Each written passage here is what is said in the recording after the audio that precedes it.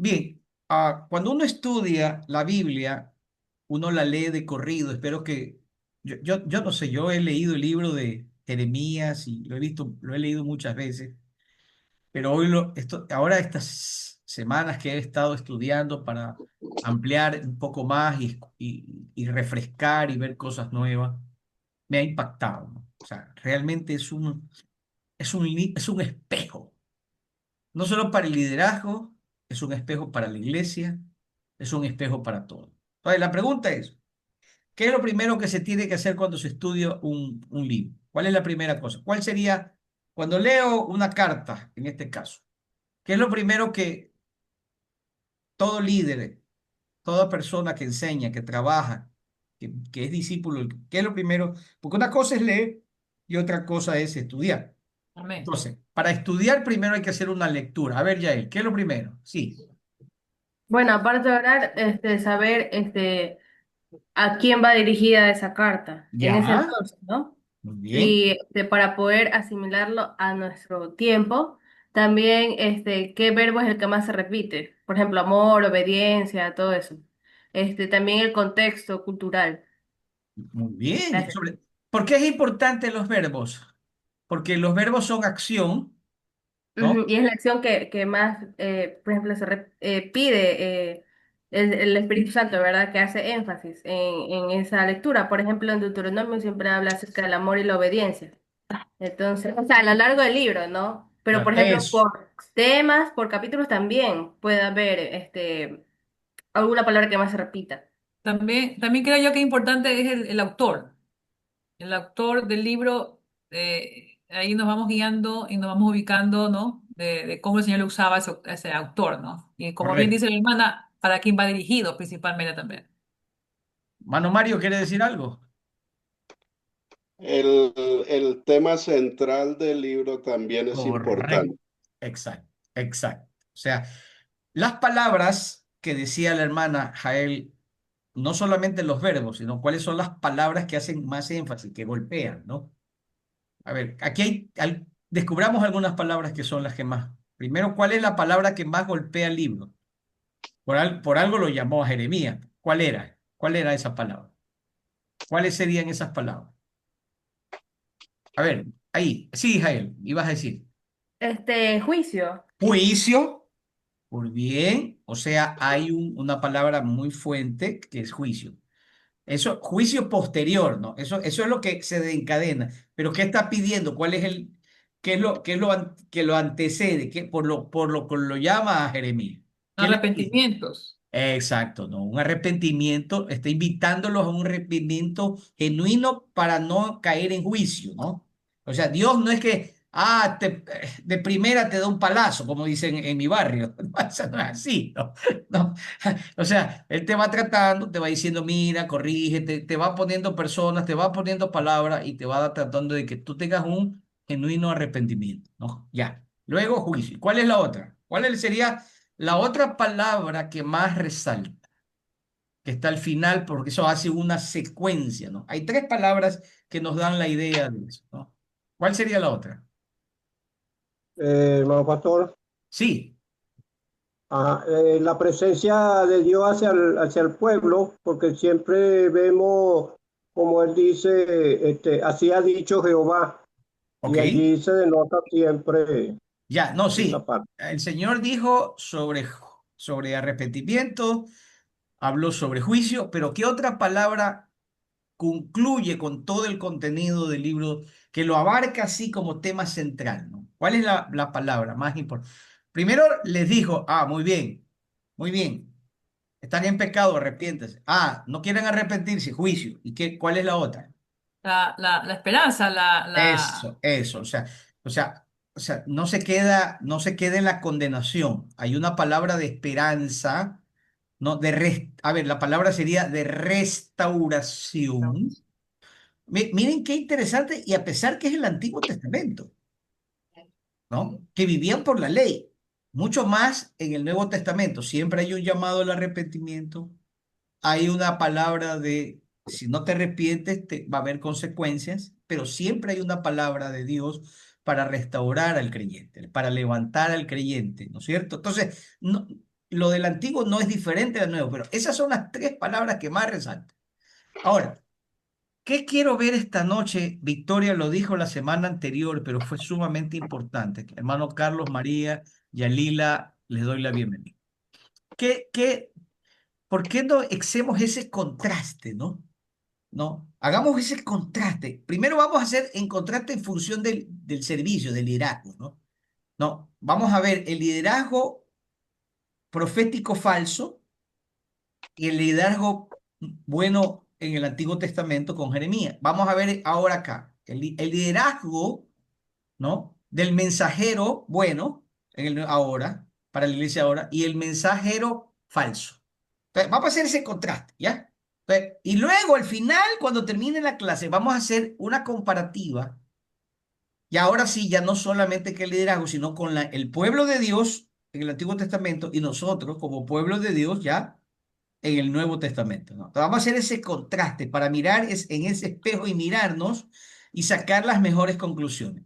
Eso es lo que quiero. Entonces, no se preocupen, todo está en unas diapositivas y les voy a dar, aparte de esta, les voy a dar unas dos más.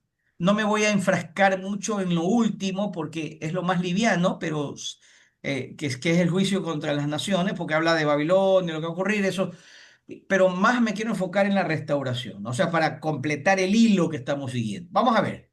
Entonces, permítanme compartir la presentación de esta semana. Ok.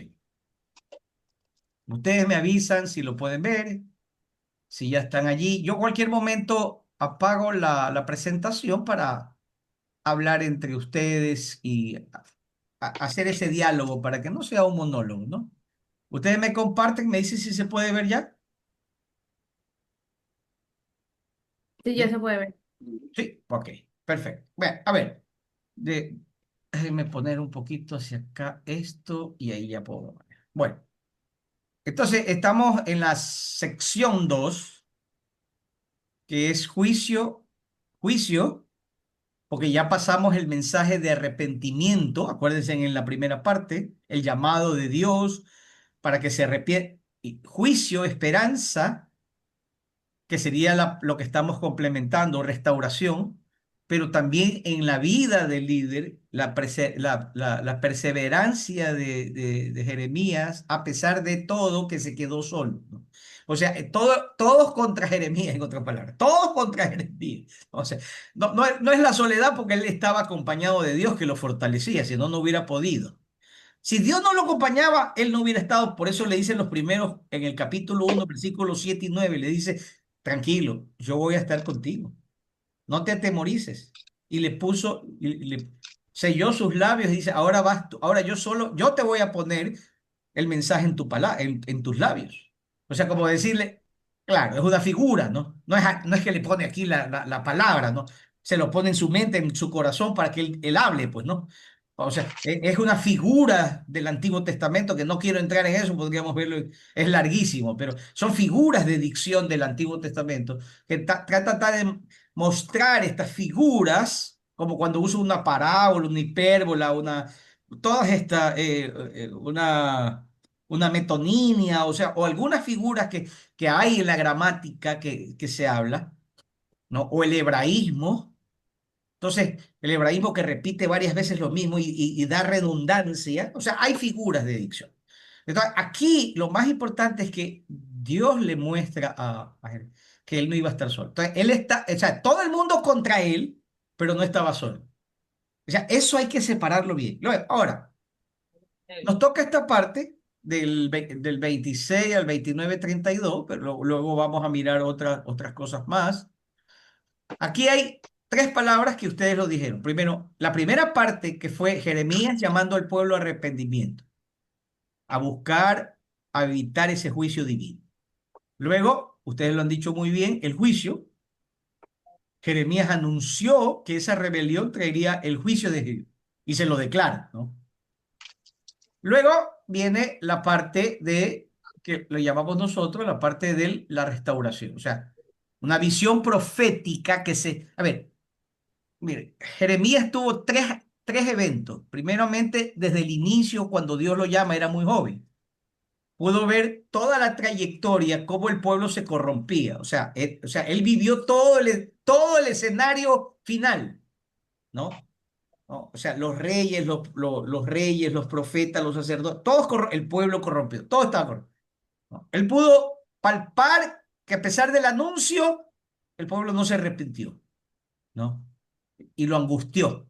Y luego él pudo palpar lo que iba a pasar a corto plazo, a pocos años. Él vivió, él se sentó, él pudo mirar, ya vamos a ver una fotografía de eso.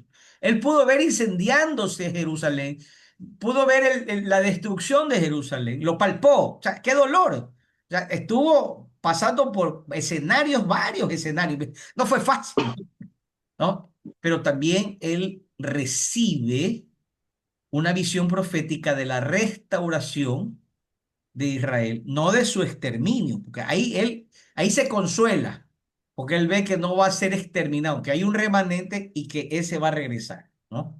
Que se llama el libro de la consolación de Jeremías, que le llaman algunos tratadistas, el Jeremías 30 al 33 le llaman el libro de la consolación, así como vimos el mensaje del templo o el mensaje del nuevo pacto, ¿no? Entonces, hay algunos mensajes así, ¿no?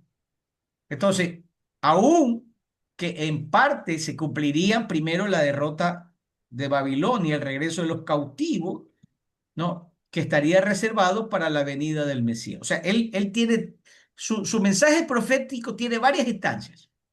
La primera instancia es que él ve la destrucción, cumpliéndose todo lo que había dicho a lo largo de esos 41 años.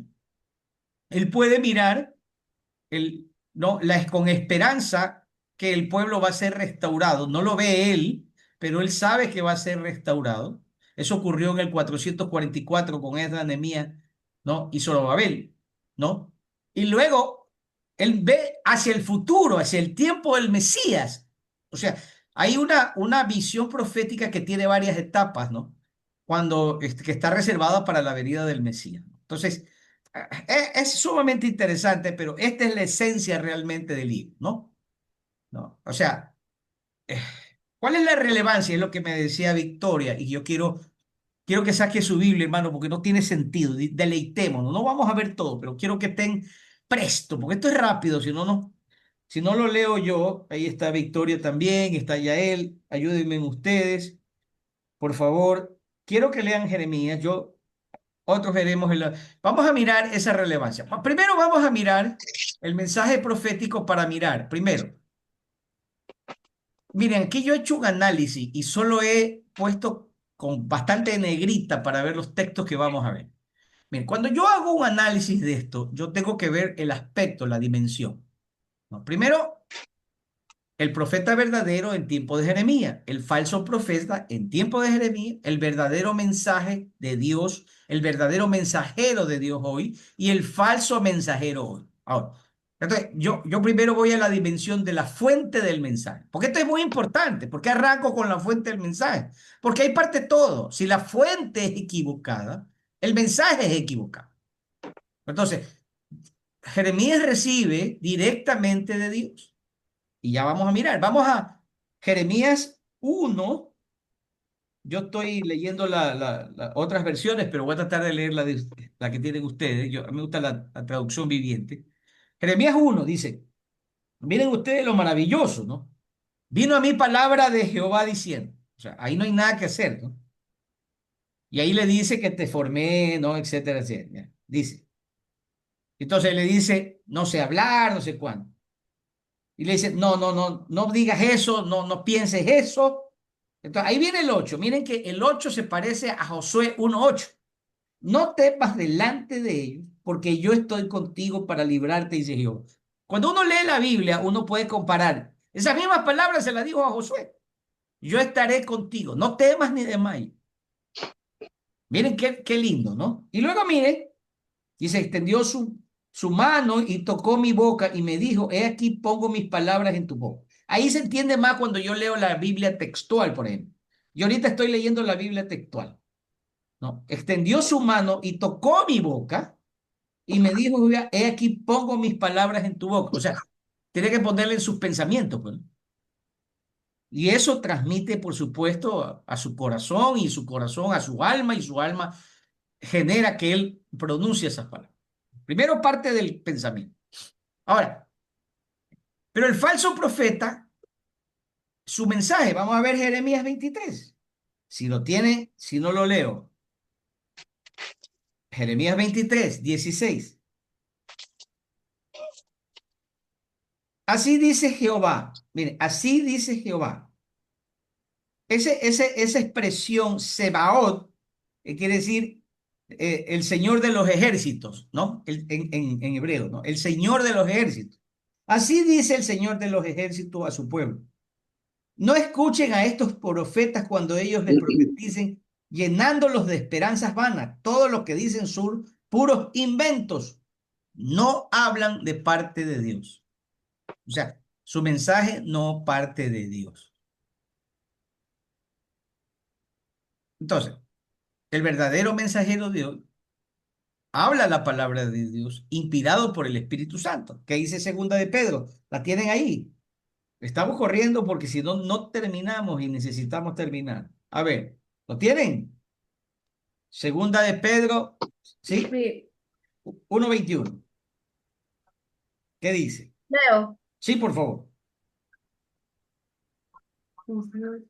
Porque nunca la profecía fue traída Perdón, por voluntad. perdón, desde el 20, estoy poniendo, desde el 20, Allá. por favor. Sí, sí, por favor. Ya. Entendiendo primero esto, que ninguna profecía de la escritura es de interpretación privada, Siga.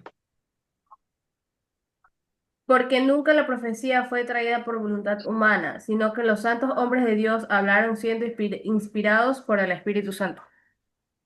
¿Quién impulsó a los profetas y ellos hablaron de parte de Dios? Estoy viendo la traducción viviente. Me encanta. Allá. Sí, no. Dice, claro, sino que los hombres, y la traducción viviente dice, ni por iniciativa humana, al contrario, fue el Espíritu Santo quien impulsó a los profetas y ellos hablaron de parte de Dios. ¿Ya? Entonces, ese es el verdadero. Ahora, ¿qué dice ahí mismo en segunda de Pedro, capítulo 2, 1, 3? Sobre el falso mensajero, ¿no? 2, 1 al 3.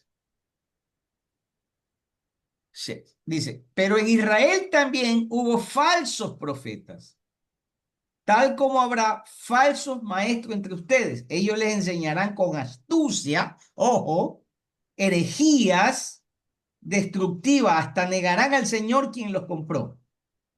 Esto provocará su propia y repentina destrucción. Habrá muchos que seguirán sus malas enseñanzas y su vergonzosa inmoralidad. Por culpa de estos maestros se hablará mal del camino de la verdad. Llevados por la avaricia, inventarán mentiras ingeniosas para apoderarse del dinero de ustedes. Ojo, pero Dios los condenó desde hace mucho y su destrucción no tardará en llegar. O sea, mano, primero es la fuente. Yo siento temor que alguien me diga, el Señor me habló. ¿Sí me explico? ¿No? O sea, tomarse a Dios y decir, Dios me habló, tal vez cosas que no están ni en las escrituras, que no tienen nada que ver con la palabra de Dios, me preocuparía.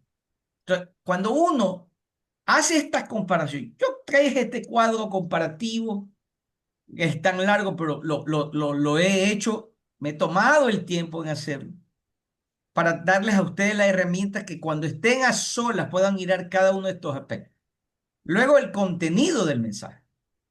En el tiempo de Jeremías, Jeremías le llamaba al arrepentimiento y a volver a Dios. Pero en cambio los falsos profetas dicen, no, todo está bien, no pasa nada. ¿No? Propagaban paz y prosperidad sin conversión. O sea, no importa el tipo de vida que vivamos, no importa el tipo de vida que vivían, seguían viviendo, que era lo más corrompida que podemos entenderla, ¿no? Hasta esos extremos, llegó al fondo de los fondos de los fondos, fondo, el pueblo. El verdadero mensaje de hoy, el mensajero de hoy, exhorta a la santidad y a la obediencia a Cristo. ¿no? Parece mentira, ¿no? Entonces, ese es el mensaje. El falso mensajero adapta el mensaje para agradar a los hombres. Vamos a ver qué dice Gálatas 1. No quiero leer todo porque no alcanzaríamos, porque es hermoso esto.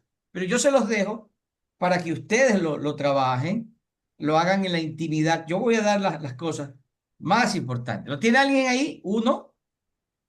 Sí, lo leo. Sí, pero ¿sabes qué? Bueno, ya, primero el 6 y después te digo cuál más. Siga. Estoy. Estoy maravillado de que tan pronto os hayáis alejado del que os llamó por la gracia de Cristo, para seguir un evangelio diferente. Eso. No que haya otro, sino que hay algunos que os perturban y quieren pervertir el evangelio de Cristo.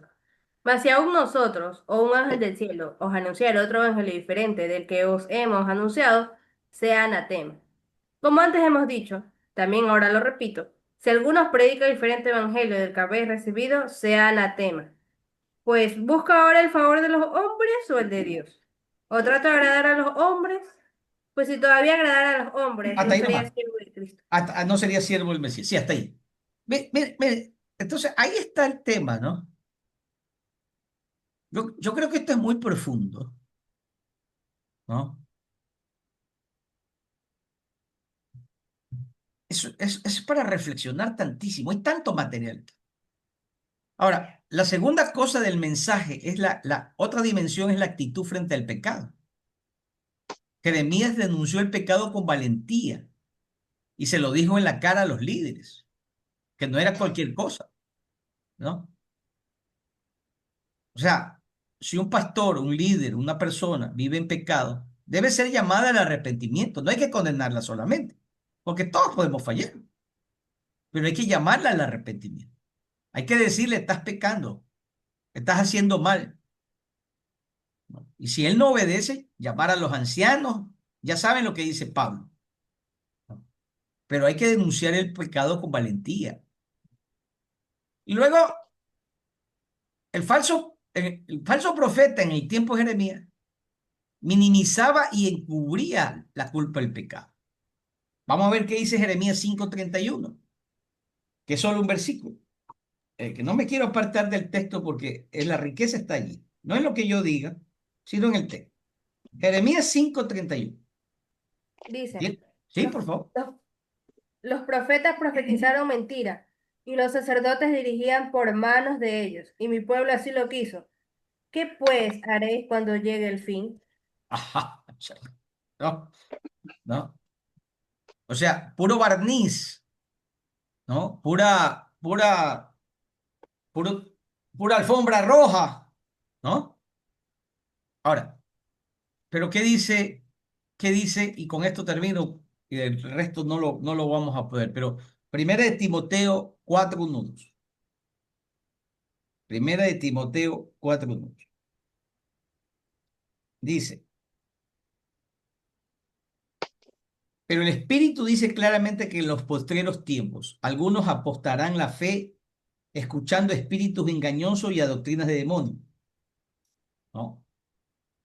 Por la hipocresía de mentirosos que han sido cauterizados en su misma conciencia. O sea, lo que está diciendo es que hay que confrontar con verdad, pero también con amor, ¿no? O sea, el hecho de que alguien falle no significa que tenemos que condenarlo, ¿no? Hay que rescatarlo, hay que levantarlo, pero hay que confrontarlo con la verdad. Mientras que hoy el mensajero falso tolera y justifica el mensaje para tener la popularidad, para decir que todo está bien, que no ha pasado nada. Y lo que pasa es que puede haber consecuencias, ¿no? Y vamos a ver otro, ¿no? Y lo vamos a mirar. ¿Qué otra dimensión? Los que están en poder o los reyes, ¿no? El verdadero profeta en el Antiguo Testamento confrontaba la injusticia y la corrupción, así sean reyes, lo que sea, mientras que los falsos profetas buscaban agradar al rey. Pero el siervo de hoy sirve a Dios por encima de toda autoridad humana. Y el mensajero falso de hoy busca influencia, poder y beneficio personal. ¿Cuál era cuál es la otra dimensión para entender el mensaje profético y si son realmente verdaderos profetas o falsos profetas? La evidencia de su ministerio. En el Antiguo Testamento, las palabras se debían cumplir, su mensaje debería producir un arrepentimiento, ¿no? Pero el pueblo no quería arrepentirse, estaba duro de cerviz, estaba duro su corazón, ¿no? Pero tal como lo dijo Jeremías, se cumplió. Y él lo vivió para contarlo, ¿no? Mientras que los falsos profetas, sus profecías fracasan o se contradicen. El verdadero mensajero de hoy, su mensaje da fruto. Por eso es que yo les decía al inicio que una cosa es ser, en el mundo queremos ser exitosos, porque el mundo mira todo desde el punto de vista lucrativo, desde el punto de vista del éxito empresarial o el éxito como persona, como líder, ¿no? Pero en el Antiguo Testamento, en el Nuevo Testamento nos muestra que el cristiano debe ser exitoso, no en ese sentido, sino que debe dar mucho fruto espiritual, ¿no? Entonces, el falso mensajero trae confusión, trae división y inspira codicias impresionantes. Yo a veces escucho y me quedo tan sorprendido de algunos, yo no sé cómo la gente sigue hasta, le dice, no, dice, no se quede, mientras usted más de venda sus casas, venda sus terrenos, vendan todo y denlo al Señor. Es una cosa, y yo no los escucho nunca hablar de la palabra, están hablando más de dinero. También el mensajero, el enfoque que debemos mirarlo, todos estos enfoques para que ustedes lo vean y lo enseñen. Cada una de estas líneas ustedes podrían enseñar una semana. Carácter y estilo de vida. Jeremías era humilde, obediente y sufriente, ¿no? Mientras los falsos profetas en ese tiempo eran arrogantes, interesados y complacientes. En el mensajero de hoy, en función de su carácter y estilo, es fiel primero, se lo mide por la fidelidad, ese mensajero, por su integridad y su compasión. La palabra lo dice en 2 de Timoteo, ustedes lo han visto, ¿no? Engañadores, amadores del dinero y del placer, ¿no? Y el resultado de su mensaje. ¿Cuál es el resultado? El resultado del pueblo, al final el mensaje de Jeremías es la restauración del pueblo, ¿no? Y la fidelidad a Dios. Porque ese es el mensaje, allá donde va su mensaje, ¿no? El mensajero falso del Antiguo Testamento condujo a toda una nación al juicio, a la ruina física, espiritual y moral. El mensajero de hoy, en cuanto a su resultado, es una persona que edifica, que corrige, que ayuda a los demás a crecer, que equipa el cuerpo, que está desinteresado, que se desvive por dar lo mejor para su gente. Aunque muchas veces esto es también una realidad. Es mal pagado, es mal pagado. He visto grandes líderes en mi país, grandes líderes, ¿no? Morir en la sencillez de su corazón porque entendían que su galardón estaba con Dios, ¿no? Pero abandonados muchas veces, sin recordárselos, sin ayudarlos ya en su vejez, ¿no? Pero el falso mensajero de hoy es el que desvía a los creyentes de la verdad. La verdad es la palabra de Dios. Ese es mi mensaje de Dios que ha puesto en mi boca, en mi corazón y en mi mente, ¿no? Me acuerdo con tristeza a un amigo que alguien le dijo, Dios me ha dicho que debes casarte con esa dama que está allí.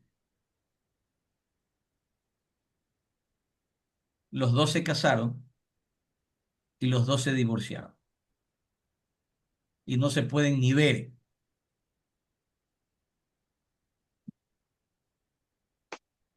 Entonces, este es un comparativo que les quise traer para que saquemos en sustancia la bendición de mirar cada dimensión del verdadero, de un profeta, de un mensajero, le llamo yo ahora acá, porque la palabra profeta era que traía un mensaje de Dios, en el hebreo significa eso, eran oráculos. El oráculo es alguien que trae un mensaje de Dios, ¿no? Entonces, ese contraste nos muestra los aspectos que debemos ver para saber realmente si son verdaderos mensajeros, me gusta esa palabra, o no.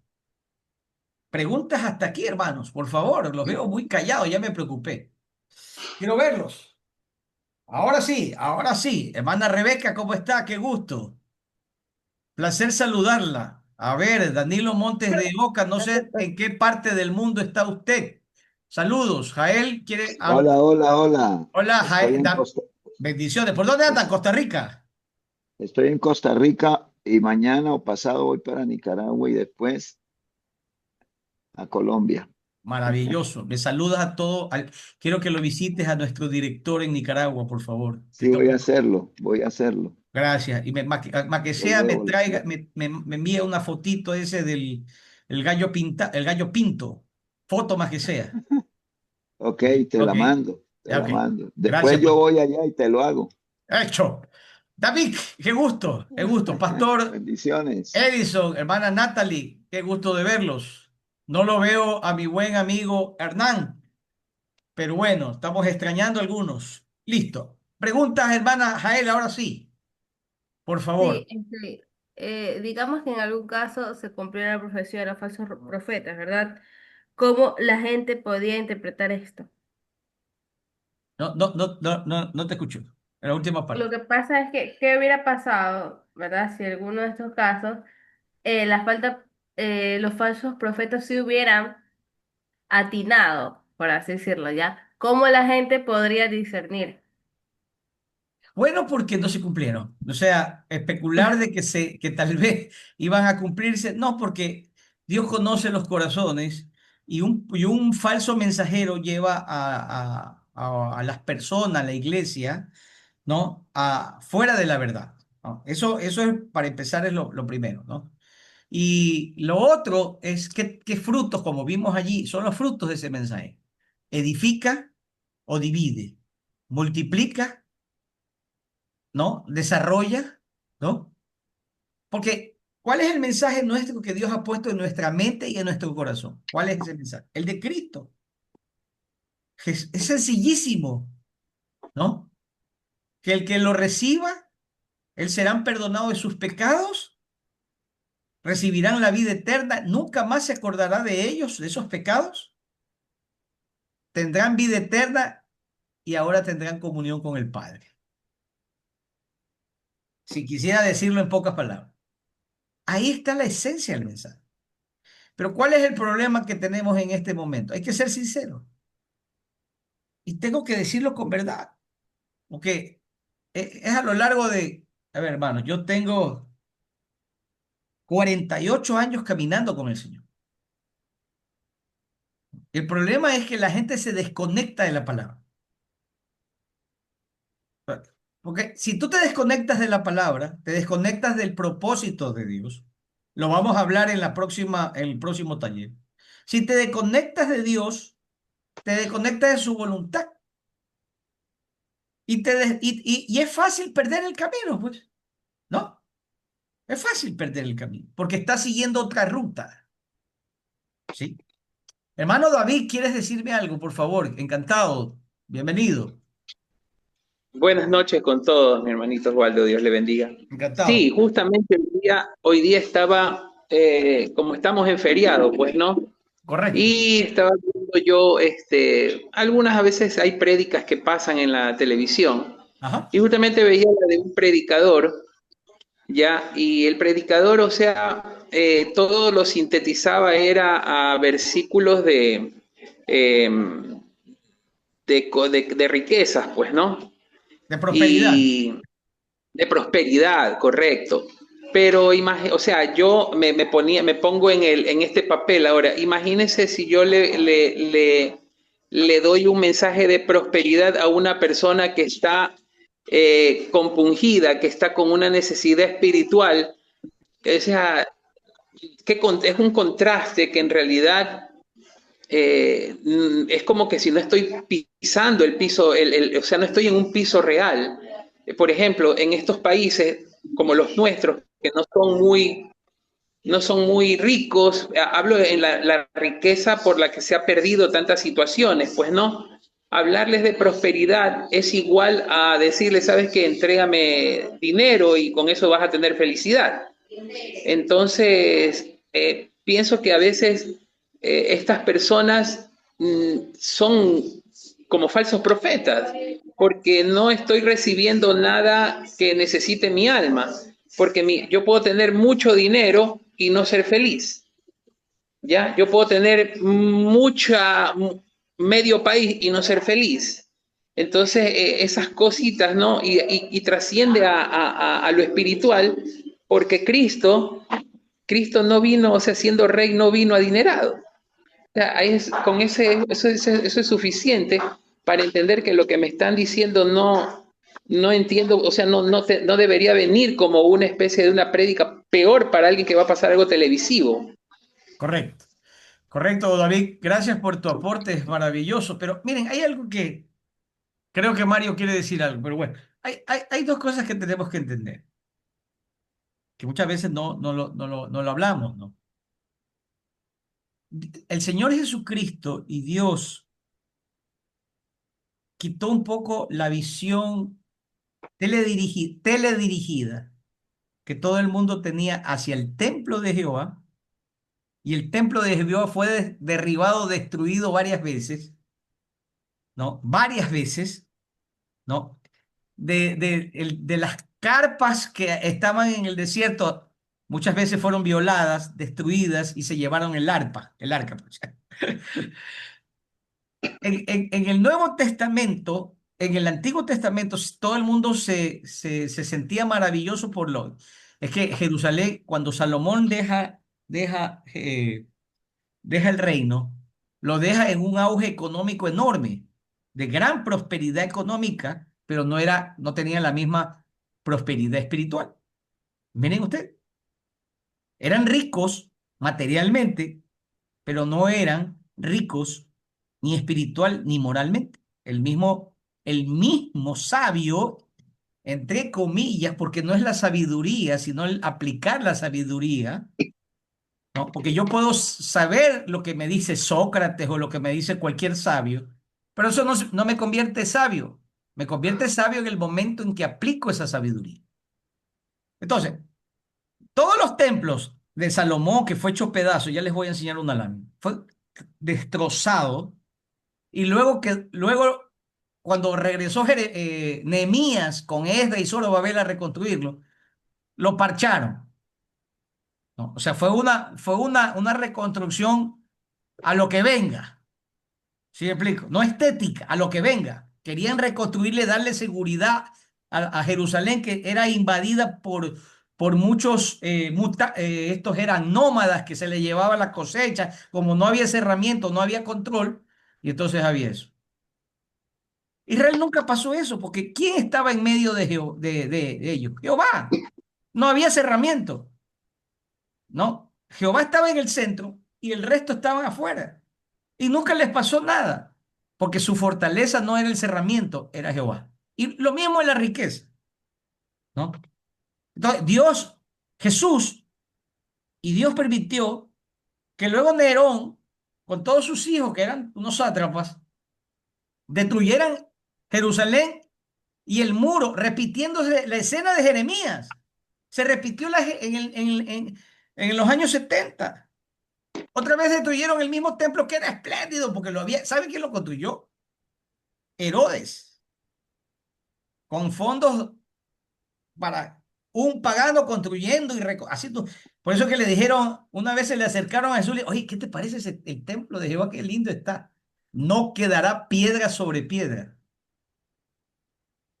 O sea, todo el pueblo de Israel y lo que los cristianos tratan de aferrarse es lo contrario a lo que Dios quiere. Dios quiere que se aferren a Él,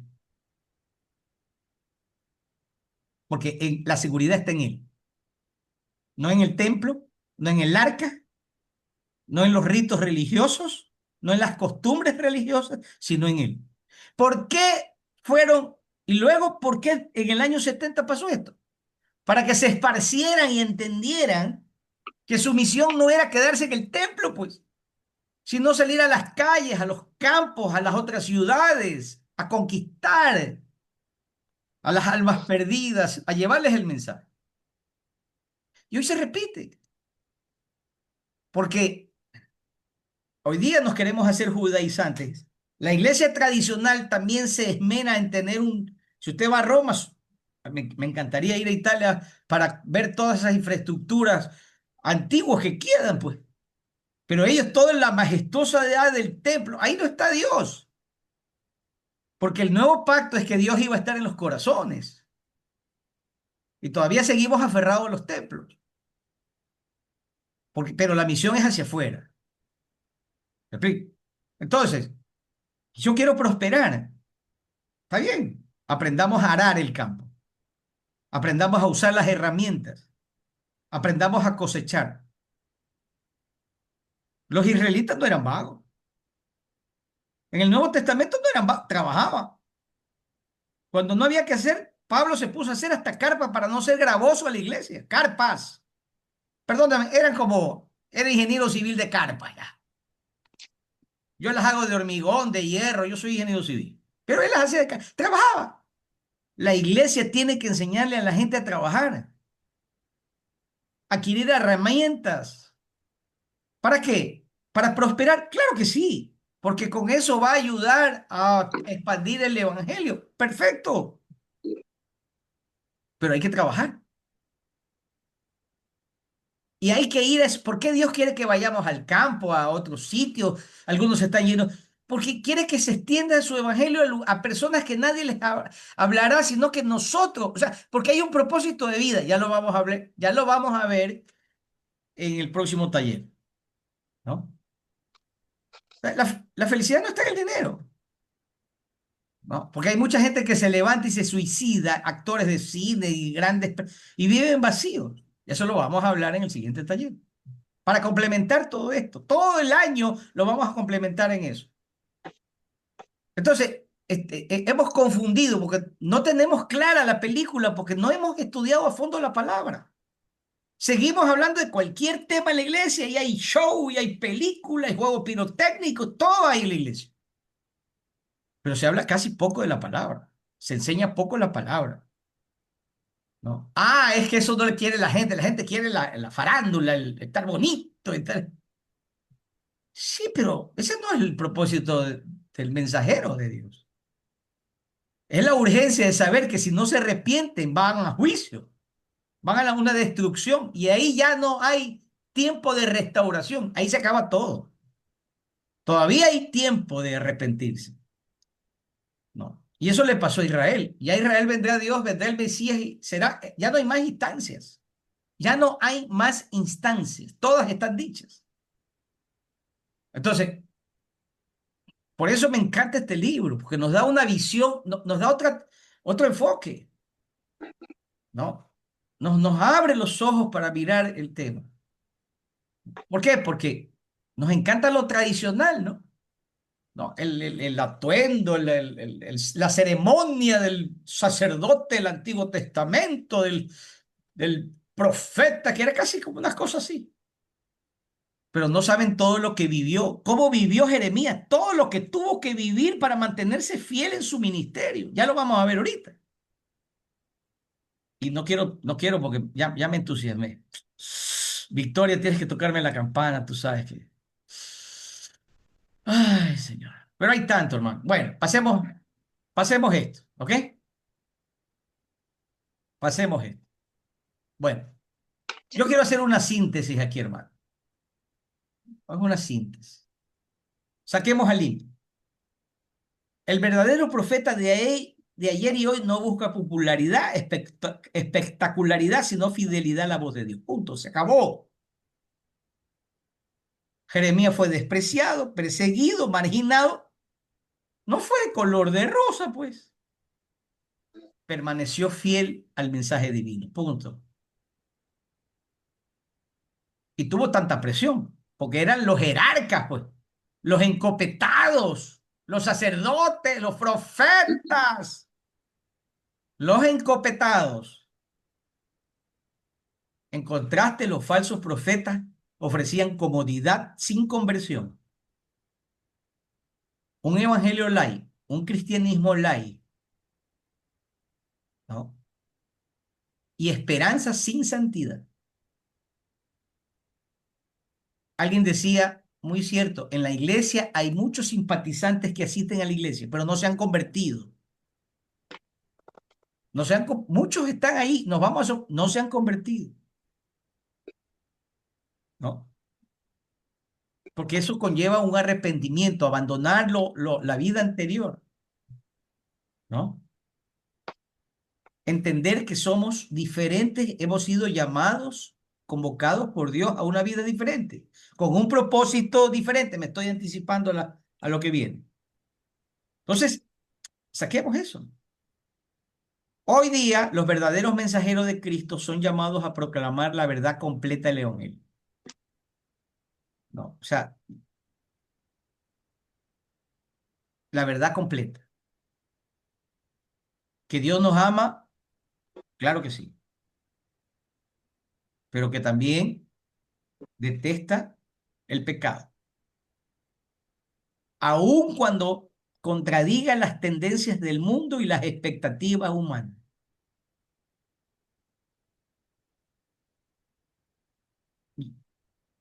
Esa verdad completa es lo que hace el mensaje. Juicio, esperanza y perseverancia en la misión. Voy rapidito. Me encantan estos versículos. Pero Jeremías en medio de conflictos, persecuciones y promesas divinas de restauración. O sea, él vivió siempre una tensión en medio entre el juicio divino de Dios y la esperanza eterna, ¿no? O sea, las balas venían de todos los lados, estaba en medio, ¿no? Jeremías vive de cerca esas consecuencias las consecuencias de su fidelidad, porque el ser fiel le trajo consecuencias, ¿no? Enfrentó a la oposición a todo el pueblo, a los profetas, a los mismos gobernantes. A veces no está fácil ser fiel, pero todo esto nos muestra que aún en medio del juicio, aún en medio de todo, había un mensaje de esperanza también. Pero también vivió, ¿no? Porque él podía ver que había una tensión entre la dureza del pecado y esa misericordia de Dios, ¿no? El pueblo no se arrepentía, podía ver que por más que Dios le hablaban, no querían. Entonces, vivió momentos muy, muy, muy complicados, ¿no? Ya sabemos del llamado de, ¿no? El anuncio del juicio, rechazo, pero a pesar de ese rechazo, de acusaciones, porque lo acusaban de traidor, lo arrestaron, permaneció fiel a su misión. Me encanta esto. Lo único que le pido al Señor cuando yo llegue allá con Él es que se escuche esa expresión que diga que me mantuve fiel hasta el fin. Yo quisiera solo que me diga eso. No quiero más. Yo no quiero más. Si el Señor al final, cuando me toque partir y estoy cerca de Él, me dice que permanecí fiel hasta el fin, Wow, eso es bastante. ¿No? No me va a decir que fui perfecto, no me va a decir que no fallé, pero a pesar de todo me mantuve fiel. ¿No? Nada más, nada más. Y, por supuesto, el profeta solo contra todo el mundo, ¿no? Ay, Señor, todos, todos, ¿no? No os engañéis diciendo paz, paz cuando no hay paz. Era una voz solitaria, clama por la verdad en un mar de engaños, ¿no? Así es, ¿no? Eso es lo que vivió él, ¿no? Apresado, el rollo profético fue quemado por el rey Joacín, ¿no? A pesar de esa destrucción, Dios le ordenó reescribirlo, demostrando que su palabra no puede ser silenciada permanentemente. Esto es extraordinario, hermano. Hay tanto por ver ahí, pero esto me encanta, ¿no? Aquí hay un tema lindo, ¿no? Tuvo que reescribir el mensaje profético. Hoy día tenemos que reescribir el mismo mensaje que ha sido pisoteado, quemado. Estoy usando una metáfora, ¿no? Y una valentía. Uno no sabe cómo va a reaccionar esta gente. En el Nuevo Testamento ya vimos lo que le pasó a Esteban y a muchos otros. Todos fueron aserrados, partidos en la mitad. Todos fueron vilmente, canallescamente por predicar el Evangelio en el Nuevo Testamento destrozados. ¿Cuántos en Asia, antes cuando había la cortina de hierro, esa que estaba el comunismo, el islamismo, cuánta gente sigue sufriendo? Porque nosotros no pasamos nada. Esa gente sí es valiente, ¿no? Congregaciones que se las ve en África adorando a Dios y todo, y son acribillados. Entonces, aquí tenemos que mirar, ¿no? La valentía, ¿cómo nos inspira? ¿Cómo nos inspira, Jeremy? A pesar de la soledad, con coraje, fortaleza, pero es que no estaba solo. Si él hubiera estado solo, sin la presencia de Dios hubiera sucumbido, ¿no?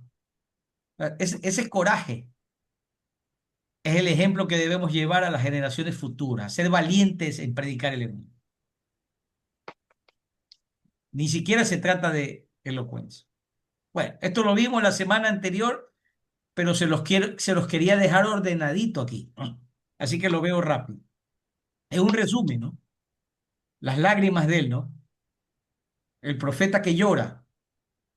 Pero ¿cómo no iba a llorar? Si podía ver desde lejos toda la destrucción, él lo vivió. O sea, su dolor reflejaba el corazón de Dios, ¿no? Pero sentía una profunda compasión, tristeza y dolor por su pueblo. Porque era su familia, es su pueblo. ¿Cómo no va a sentir dolor?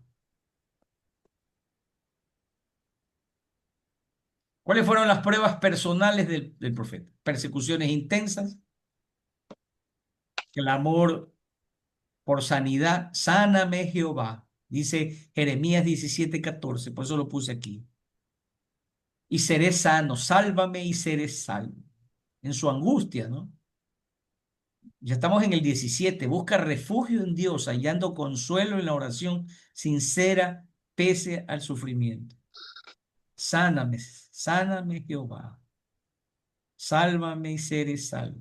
Es una palabra de profundo clamor. Ya no puedo más, Señor, ya no, yo solo no puedo, ya estoy a lo último, Señor, ¿no?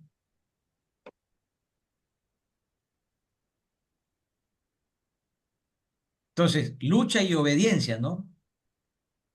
Entrega total. Solo estoy viendo, ¿no? Conflictos y las persecuciones de Nehemías están allí, pero yo se las he ordenado. Esto lo vimos, pero los estoy ordenando secuencialmente, ¿no? Los sacerdotes y los profetas exigían su muerte y pudo haber muerto, si así Dios lo quiso, ¿no? Por profetizar contra el pueblo.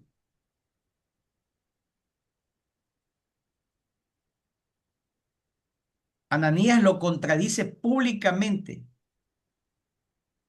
¿no? Y él estaba solo.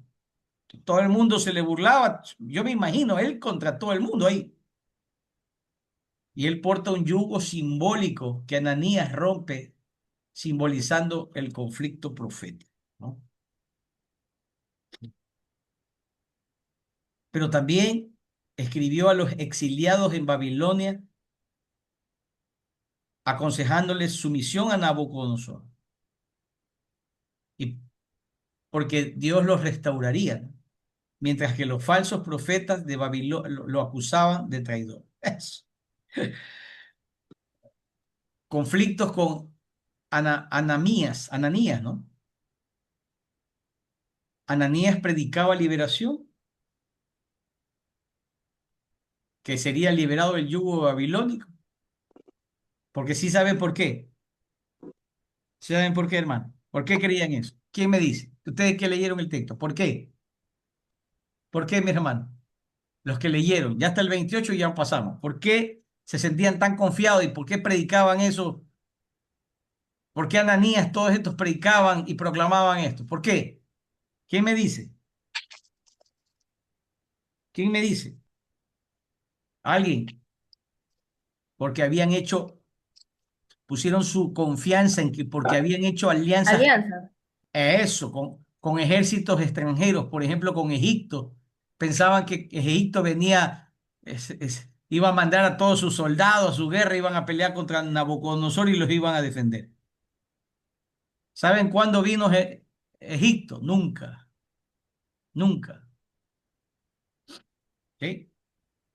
Porque su confianza no era solo el templo, era en sus alianzas y sus compadrazgos con pueblos paganos en vez de haber puesto su confianza en Dios que los protegiera, ¿no? Increíble lo que pasa aquí, ¿no? ¿No?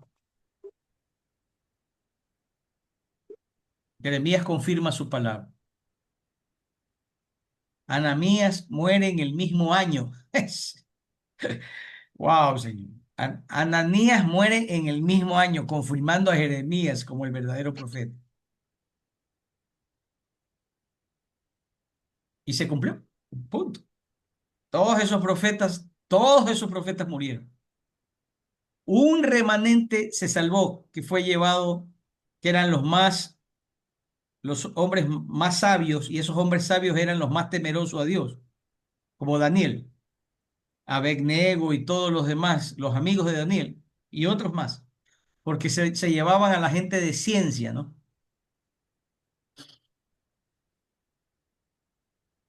El libro de la consolación. Aquí quería llegar. El libro es maravilloso, ¿no? Tras años de mensaje de juicio, ya estamos en el 30, Dios ordena a Jeremías escribir un libro de esperanza. Por eso es que esta sección se llama el libro de consolación. Es una contrapartida de la restauración, llamémoslo así. Judá será restaurada y surgirá una rama justa. ¿Y saben quién es ese? Jesús. Aquí está. Jacob será liberado de la servidumbre, lo que ocurrió, ¿no? Dios lo visitará, pero era otra generación, ya no la que se perdió. Esta era una nueva generación. Por eso es que cuando Esdras vino acá, fue llamado por Nehemías y le dice, ven, ayúdame, porque la gente no conoce la palabra. Y entonces, ¿no? Vino la verdadera restauración espiritual, porque la otra era la física de Israel, ¿no? Y por eso es que Esdras vino a restaurar la vida espiritual de la gente. Nosotros estamos llamados a restaurar la vida espiritual de la nación. Esdras vino a restaurar la vida espiritual de la nación. Un nuevo pacto. ¿No? Haré un pacto, pondré mi ley en su mente, la escribiré en su corazón. Perdón será total. Y conocerán a Dios íntimamente. Qué maravilla, ¿no? Y, sí, el vástago justo, David, que ejecutará justicia, ¿no? La dinastía davídica será eterna y Israel será restaurado completamente. Hay tanto material lindo, pero no quería. Aquí veamos este libro de consolación. Vamos a Jeremías. Ahora sí, Jeremías, ahí está. Bueno, ahí creo que lo puse. Jeremías, el libro de consolación. Porque yo sé los pensamientos que tengo acerca de vosotros. O sea, casi Dios es malo, casi Dios quiere lo perverso para nosotros, casi Dios quiere destruirnos, casi Dios es como un padre que quiere rompernos. No, porque yo sé los pensamientos que tengo acerca de vosotros, dice Dios. Pensamientos de paz y no de maldad, para daros el fin que esperáis. ¿No? Este es el libro de consolación. Y luego, el nuevo pacto, ¿no? Que ya lo hemos leído, un pacto eterno de misericordia y obediencia interna. Ya no tiene que ver nada con las tradiciones antiguas, que había que acercarse con el becerro, que no sé cuánto. Y hoy día yo veo algunos todavía con los instrumentos musicales que me parecen lindos, ¿no?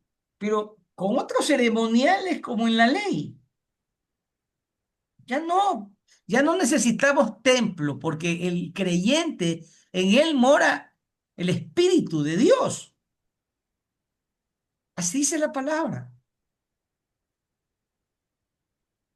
¿Cómo puede ser tan posible la misericordia de Dios, que somos pecadores y mora en nosotros? ¿Saben por qué? Porque nos cubre el sacrificio de Cristo.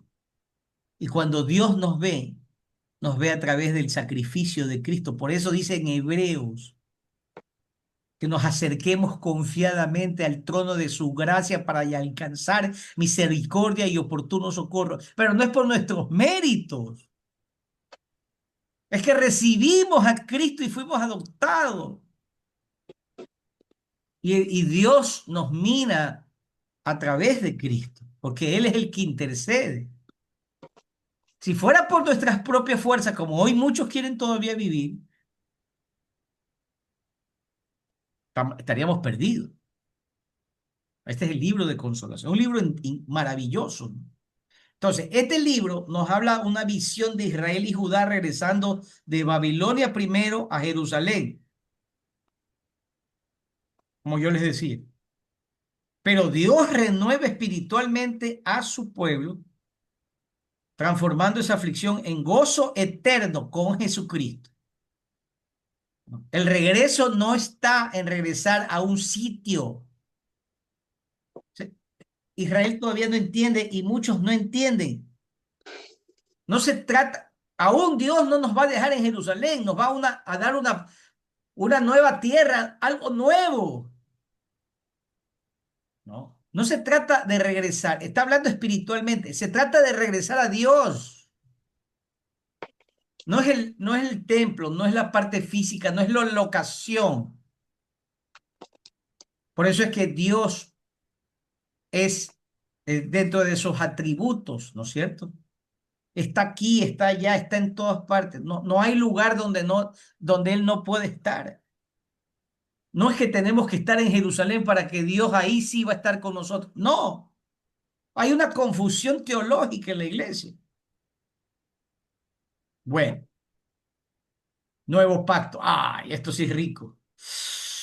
Ay, Señor, vamos al 31, no sean malitos. Vamos ahí. ¿Quién lo tiene ahí? A la mano, me dice, yo lo tengo. ¿Quién tiene 31? Por favor. Amén. Bueno, vamos. He 31. aquí que vienen días, dice Jehová, en los cuales haré nuevo pacto con la casa de Israel y con la casa de Judá. ¿Ya? Hasta el 34, mi hermano querido. Hasta el 34. Sí, por No favor. como el pacto que hice con sus padres el día que tomé su mano para sacarlos de la tierra de Egipto. Porque Hermano querido, permítame hacer una pausa porque me encanta ir a interrumpir en eso. No como el pacto que hice con sus padres el día que tomé su mano para sacarlo de Egipto. Ahora sí, siga mi hermano. porque ellos invalidaron mi pacto, aunque fui yo un marido para ellos, dice Jehová. Wow. O sea, Pero aquí, este es ah, el pacto que haré sí, con sí, la sí, casa sí, de sigue, sigue, Israel sigue, después de sigue. aquellos días, dice Ya, Jehová. Daré mi ley en su mente y la escribiré en su corazón, y yo seré a ellos por Dios, y ellos serán mi pueblo. Y no enseñará más ninguno a su prójimo ni a ninguno a su hermano, diciendo, conoce a Jehová, porque todos me conocerán, desde el más pequeño de ellos hasta el más grande, dice Jehová, porque perdonaré la maldad de ellos y no me acordaré más de su pecado. ¿dónde se repite esto en el Nuevo Testamento, hermano? ¡Wow! Ujú. ¿Ah? Entonces, aquí está hablando proféticamente, a largo aliento, ¿no es cierto? Se cumpliría con Jesús, ¿no? ¿No? Sí, Entonces, él habló en varios tiempos, profecías en varias dimensiones de tiempo, espacios, no sé cómo le quieran llamar. Yo me gusta dimensiones de tiempo. Presente, lo que vivió. Cercano, cuando regresaría de Babilonia, regresarían, porque ya no sería mano de los babilónicos, sino de los medo-persas con Darío y Ciro. Y luego, ¿no? Mira, y llegan justo, porque luego, pero ya ellos ya no fueron autónomos. Si ustedes leen los libros apócrifos, que no son considerados por la iglesia cristiana, pero sí, históricamente sí son interesantes, ahí están los macabeos, que tuvieron luchas permanentes con los griegos, porque después vinieron los griegos, Alejandro Magno, ¿no? Y luego después de eso vinieron los romanos. O sea, ya Israel nunca tuvo poder político. Ya nunca más tuvieron poder político. Alguien tiene el micrófono, creo, prendido. No sé. Ok, ahí sí. Gracias. Entonces, quiero que hagamos reflexión. Hagamos reflexiones. ¿Qué les parece? Ahí nos vemos. Leamos el texto. Oye, ya lo leyó el más. Entonces, nunca tuvo el poder político ya. Dígame, ¿cuándo tuvo el poder político, volvió a tener poder político Israel? Porque ¿no? ¡Wow! Eran poderes.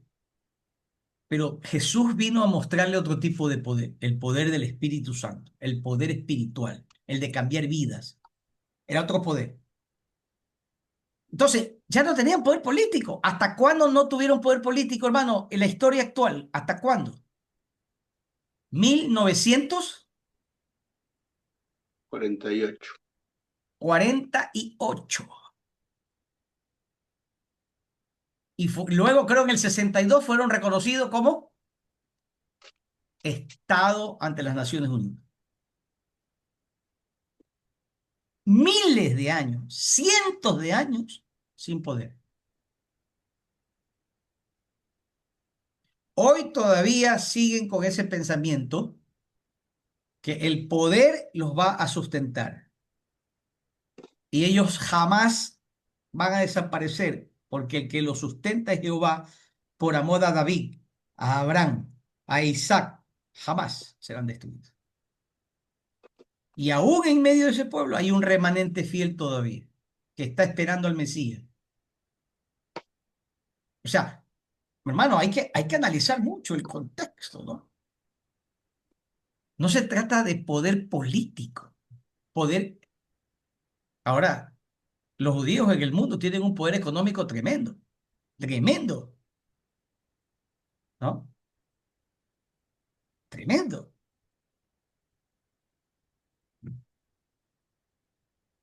Qué hermoso, hermano. Qué hermoso. Voy a compartir estas láminas que vienen porque creo que es fundamental. Vamos a terminar con esto porque, y no se preocupen, todo esto yo se los envío, les envío el video para que ustedes puedan gozarse también. ¿Amén? No se preocupe que ustedes lo pueden ver por nuestro canal de YouTube ahora, ¿no? Yo les doy un pacto diferente, no como el de Sinaí, ya fue quebrantado, y ese pacto ya no tiene valor. ¿Ustedes creen que ese pacto todavía tenga valor para el judío? No, porque en este momento está en vigencia un nuevo pacto que ellos han rechazado y que es con Jesucristo. ¿Me explico? Aquí está. Yo no lo digo, lo dice Jeremías. Este pacto fue quebrantado, pero les di un nuevo pacto. O sea, ellos también son merecedores de ese pacto porque son la familia de Dios, sino que ahora ya no hay judío y griego, todos somos el pueblo de Dios. Ya no es por nacionalidad, no se trata de que si tú eres judío o no eres judío, si eres no, se trata de si somos o no somos de Cristo. Punto. ¿Me explico? Dice, perdón completo, perdonaré su maldad y nunca más me acordaré de sus pecados. ¿Pero por qué? Por Cristo, por Cristo. Porque Él es el abogado, el intercesor nuestro. Él es el que va a tocar la puerta. Mira, Osvaldo Franco se ha portado mal, perdónalo, ayúdalo, Señor. No tomes en cuenta su pecado, restáuralo. Él intercede. Conocimiento directo. Todos, desde el menor, o sea, mira, desde los niños. Por eso es importante la escuela dominical, por eso es importante enseñarle a los niños, a los jóvenes, a los medianos, a los adultos. Conocerán a Dios personalmente por su revelación interior.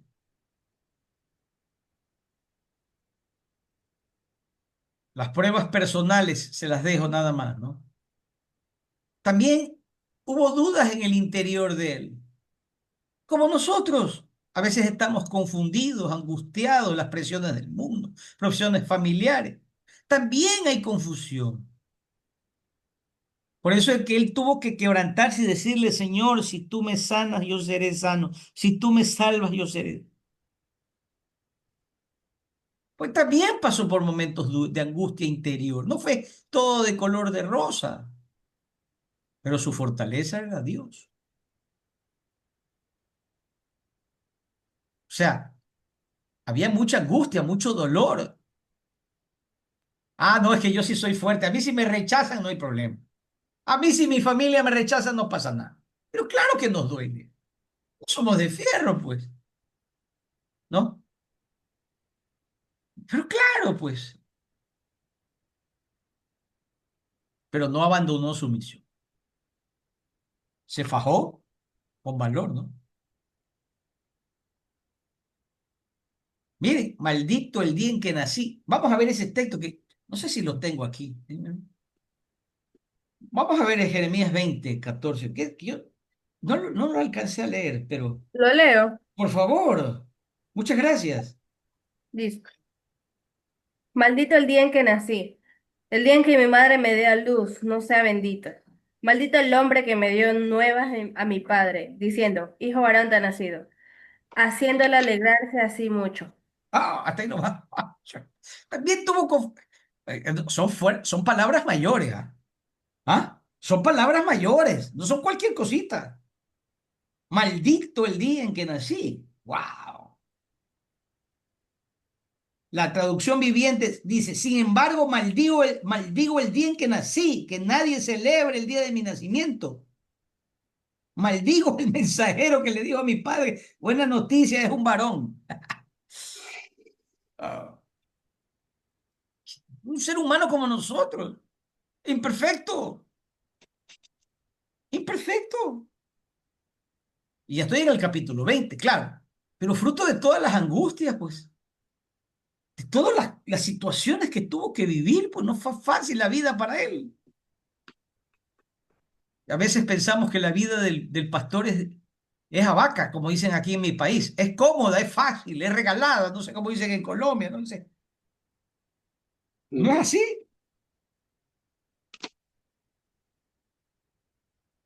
¿no?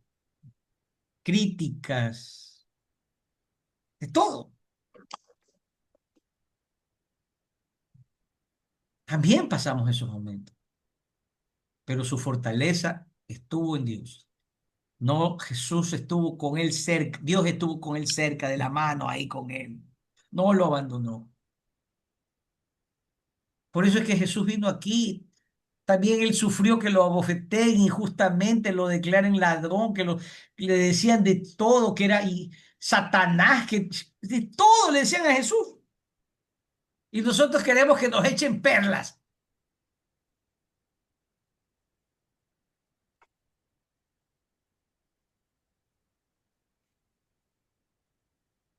Tu palabra me fue por gozo. A pesar del dolor, Jeremías reconoce que la palabra divina en su corazón lo sostenía. Tu palabra me fue por gozo.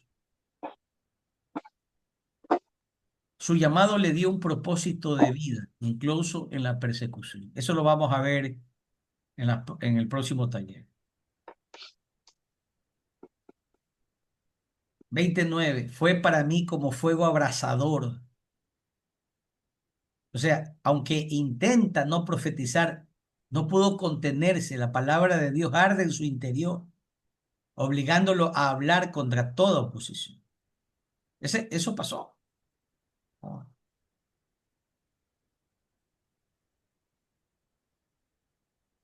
Fidelidad a pesar del rechazo.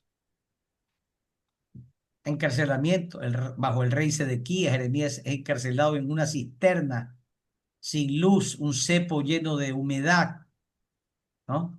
De Malaquías, de Malquías, donde sufre hambre, angustia, rescatado por un etíope. Y a pesar de eso, no se escondió, sino que siguió proclamando la verdad. Hay que, hay que mirar, este es hermoso esto. Baruc lamentó su sufrimiento. Jeremías lo consuela asegurándole que Dios le preservará la vida en medio de la catástrofe nacional, ¿no? Interesante, ¿no? Siempre hay uno. Uno piensa que está solo, pero no es cierto, ¿no? Y esta es la parte que me encanta. Aunque Jerusalén cae, Jeremías es liberado por los babilónicos y tiene opción de ir a Babilonia o quedarse, elige quedarse con el pueblo predicando esperanza en la ruina. Porque algunos sí se quedaron, porque salieron huyendo, ¿no? Y se quedaron en medio de la ruina, ¿no? Por eso es que cuando llega Jeremías, ve destruido, pero hay muchas cosas que se habían reconstruido, sobre todo las casas que estaban fuera del templo, de las murallas, ¿no? Aquí está todo, ¿no? Yo les he hecho un resumen para que ustedes lo tengan, lo lean muy detenidamente. Me cuesta esto un tiempito, pero lo hago con mucho agrado, ¿no? Aquí hay mucho material, mucha riqueza, ¿no? ¿Ah? Mira, después que habían destruido, Jeremías le ordena a Baruc escribir todas sus palabras en un rollo. Él no podía ir al templo por estar confinado. Para que se siga hablando sobre esto y Judá oiga y se arrepienta. O sea, dale ahí con otra vez. Baruc leyó el rollo en el templo durante un ayuno. Los principales lo escucharon y temen y piden que oculte el rollo para proteger al profeta. Ya sabían que venía de... No. El rey Joacín quema el rollo hoja por hoja, desafiando la palabra de Dios. Ordena capturar a Jeremías y a Baruc, pero ambos escapan providencialmente. Dios ordena a Jeremías dictar nuevamente el rollo, ahora con palabras adicionales. El mensaje divino no puede ser destruido, ¿no? Ahí se los puse no, me voy a separar un poco, ¿no? Bendito Vamos a 17:7-8. Ah, la fortaleza y quebrantar. 17:7-8. Vamos a ver qué dice. ¿No lo tienen? Sí, sí. Con su Biblia en mano. Pero benditos son los que confían en el Señor y han hecho que el Señor sea su esperanza y confianza. ¡Wow! Yo me haría una tarjetita de esta y la cargaría en mi bolsillo. Pero benditos son los que confían en el Señor y han hecho que el Señor sea su esperanza y su confianza. Son como árboles plantados junto a riberas de un río con raíces que se hunden en las aguas. A esos árboles no les afecta el calor, ni temen los largos meses de sequía. Sus hojas están siempre verdes y nunca dejan de producir fruto. Aquí está la clave. Aquí está la clave. ¿Dónde se repite esto en el Nuevo Testamento? ¿Dónde se repite esto, hermano? ¿Ah? Busquen, les dejo de tarea. ¿No? Dios nos llama a ser fructíferos.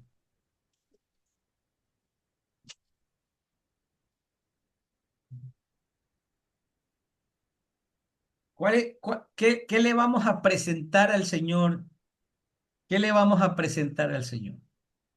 ¿Cuál le va a ser nuestro fruto? Me estoy, me estoy entrando en arena movediza, pero bueno, lo dejo allí como pregunta. Aquí está la imagen, ¿no? Esta es la resiliencia arraigada y fructífera en medio de la sequía.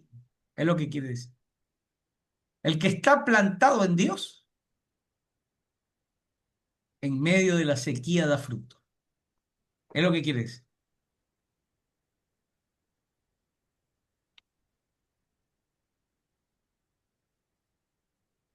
Miren, Jeremías no buscaba comodidad.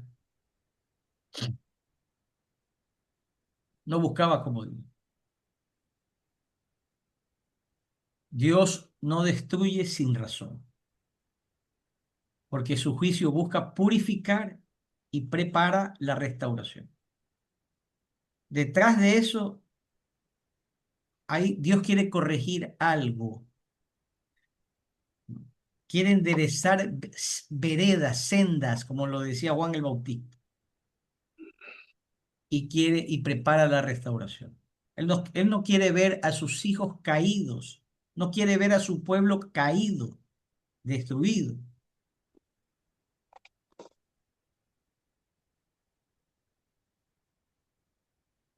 Lo más importante, el nuevo pacto es un pacto de salvación permanente, eterna para nosotros. Muchas veces cuesta, ¿no? Cuesta, pero hemos sido llamados con un propósito eterno por Dios. Ya lo vamos a mirar eso.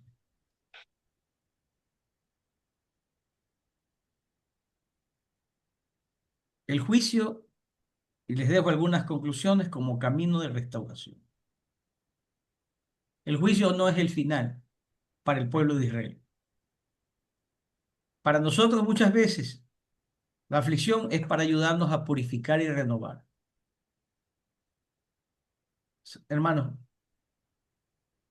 le digo esto siempre a mis alumnos de ingeniería civil, que son gente humilde de la Universidad de Guayaquil. Y yo les enseño varias materias. Yo les digo, un día tuve que dar una charla para el auditorio que me invitaron. Y yo les dije, hay que revestir a la persona. Intelectualmente podemos revestir al ingeniero civil, pero hay que revestir al ser humano. Y hay que añadirle cosas que le haga falta. Nunca podemos ser lo mismo el siguiente año. Algo tenemos que ver cambiado. Algo tenemos que cambiar. Nunca podemos ser los mismos. Hay una vida tan abundante en Dios. Hay tantas cosas maravillosas. que tal vez no las estamos aprovechando. Hay que buscarlas, hay que renovarnos, hay que innovarnos, hay que transformar. Esta es la gran lección. Dios siempre fortalece a sus mensajeros. Sus promesas son inquebrantables, transformando las lágrimas en gozo eterno.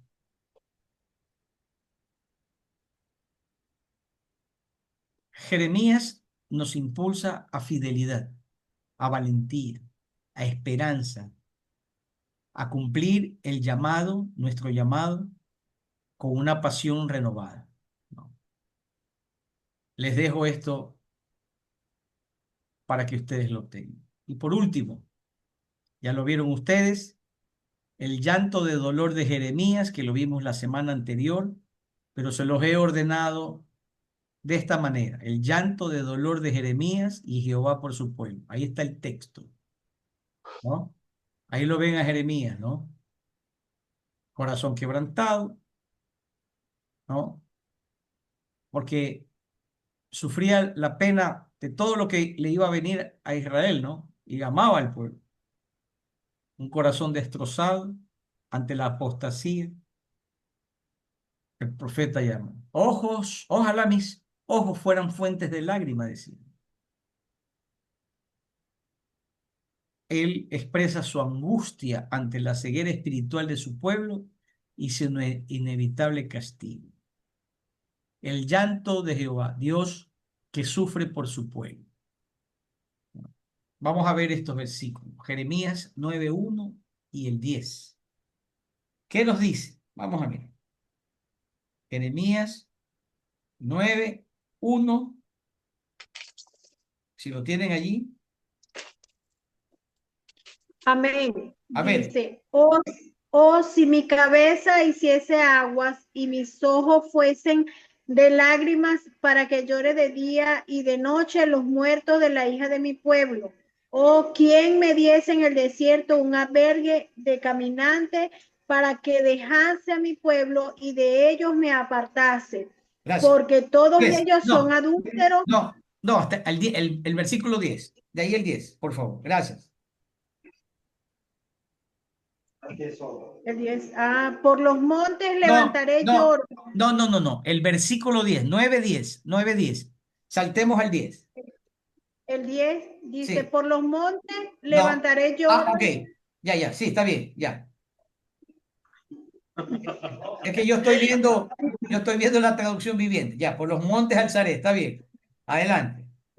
Lamentación y llanto por los pastizales del desierto, porque fueron desolados hasta no quedar quien pase, ni oírse bramido de ganado. Desde las aves del cielo hasta las bestias de la tierra huyeron y se fueron.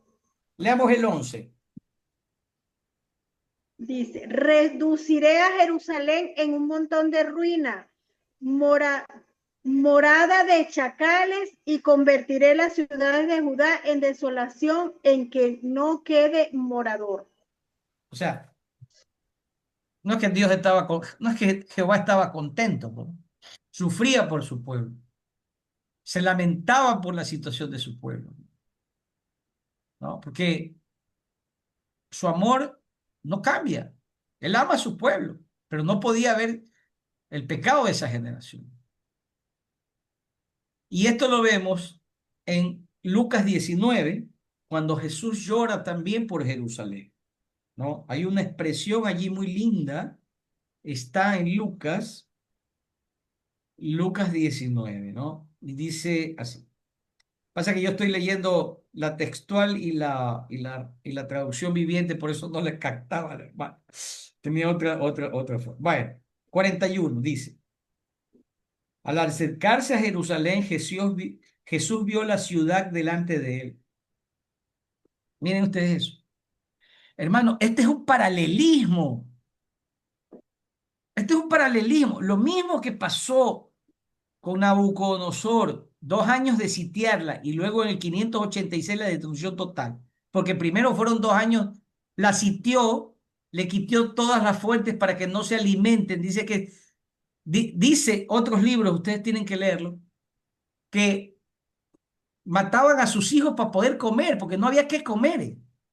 Los, des- los despedazaban, sacaban su carne. Dice, hoy día vamos a matar al mío, mañana vamos a matar a tu hijo. Así llegó la situación de Israel antes que Nabucodonosor. Pero miren lo que dice aquí. Delante de él, dice, al acercarse Jesús a Jerusalén, Jesús vio la ciudad delante de él y comenzó a llorar. Cómo quisiera que hoy tú, entre todos los pueblos, entendieras el camino de la paz, pero ahora es demasiado tarde y la paz está oculta a tus ojos. No pasará mucho tiempo antes de que tus enemigos construyan murallas que te rodeen y te encierren por todos lados. Te aplastarán contra el suelo a tus hijos contigo. No dejarán una sola piedra en su lugar porque no gastaste tu oportunidad de salvación. ¡Wow! Si ven los paralelismos, hermanos, ¿no?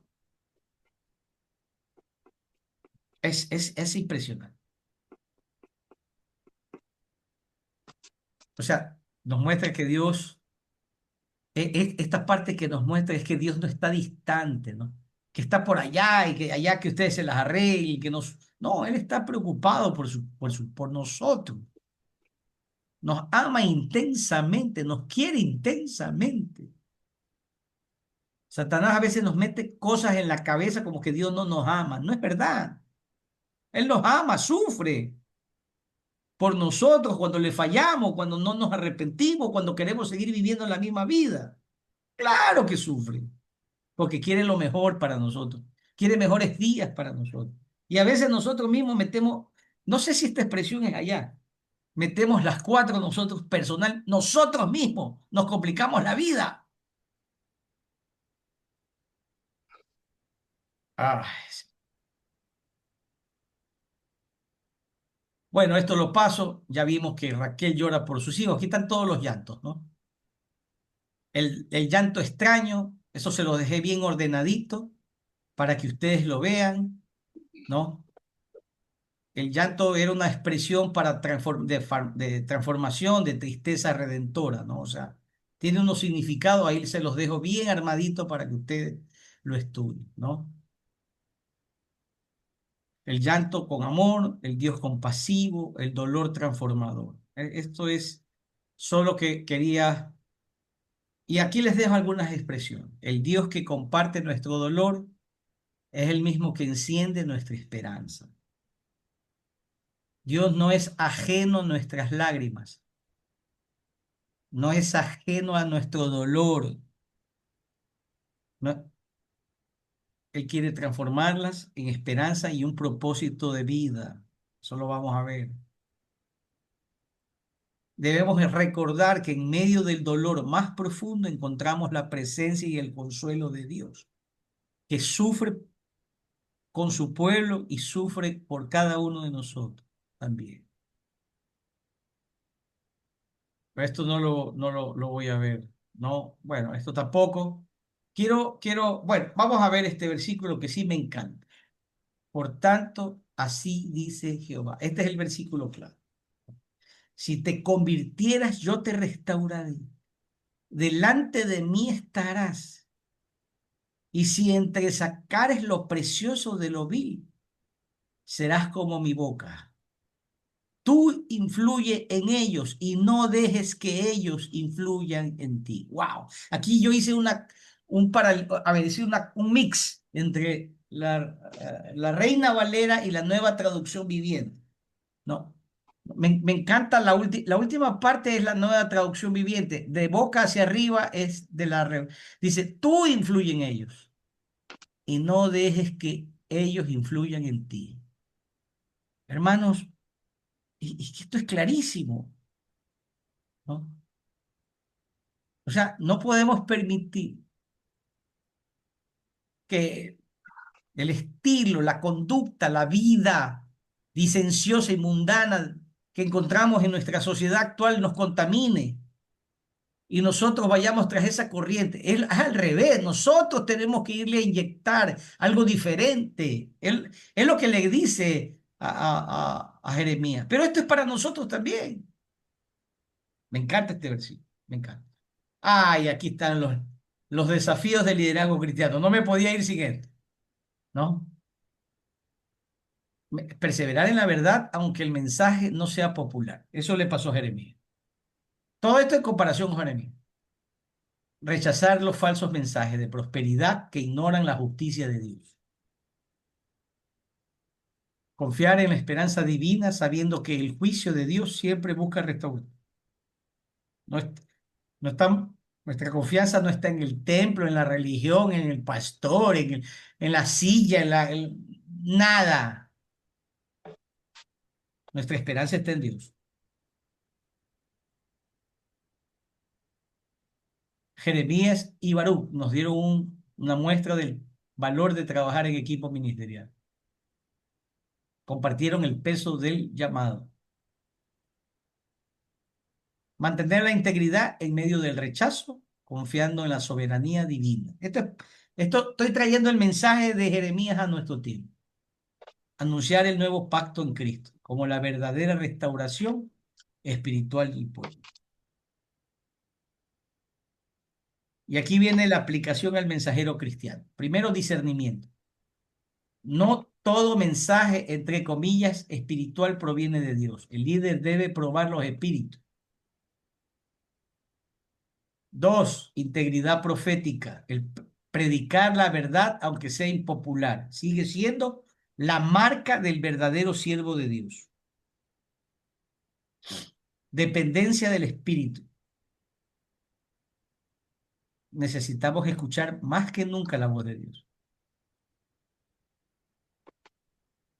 Y puede que yo esté muy preparado, hermano. Pero todos estos días siempre le estoy diciendo, Señor, habla tú, que no hable yo. Que no sea mi capacidad, que no sea mi talento, mis conocimientos, mis herramientas. Habla tú, Señor. Que tú hables a cada uno de nosotros, Señor. ¿No? Hay que escuchar más voz de Dios a través de su palabra. Cuando uno lee la palabra, el Espíritu nos comienza a hablar. Fruto visible. No podemos ser verdaderos mensajeros si no hay un fruto visible. Porque el mensaje auténtico transforma. No solo es una emoción momentánea. Hoy la gente vive de emociones momentáneas. Ah, es que quiero sentirme bien. Vive de sentirse bien.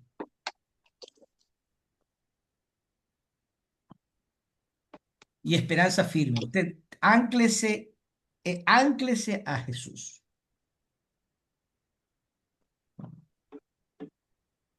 Nuestra esperanza, nuestra esperanza es divina. El mundo nos falla, todo nos falla, todo puede fallar. Pero lo que Dios nos ha dado es firme. Eso no cambia. Es lo más importante que tenemos. Es el tesoro más grande que tenemos. Voy a saltar esto.